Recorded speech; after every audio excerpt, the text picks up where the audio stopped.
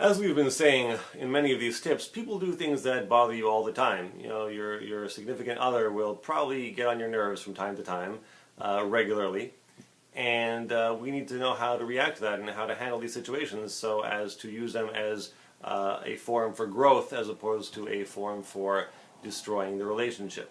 So one way to do that is to recognize that we're in this for personal growth, and that when someone does something that bothers us, that is a good opportunity to use that for personal growth. And I call it feel the burn, right? We all know that when you're exercising and you're trying to improve your physical condition, that it's supposed to hurt a little bit.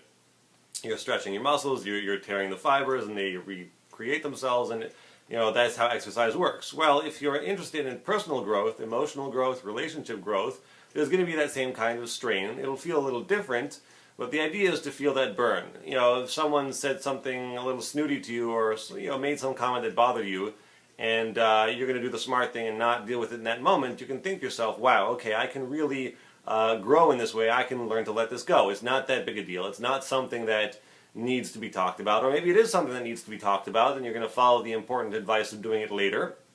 So in those moments, in that time where you're not talking about it, you can notice how bothered you are, how frustrated you are, and you say, okay, feel the burn. This is the way it's supposed to feel when I am working on myself to become more patient, more understanding, whatever it might be. Feeling that burn is a good way to acknowledge your frustration, but to use it as motivation for growth, as opposed to letting that energy be a destructive force. So feel the burn. It's okay. That's the way we grow in ourselves, in our bodies, in our emotions, and it's a normal and useful thing.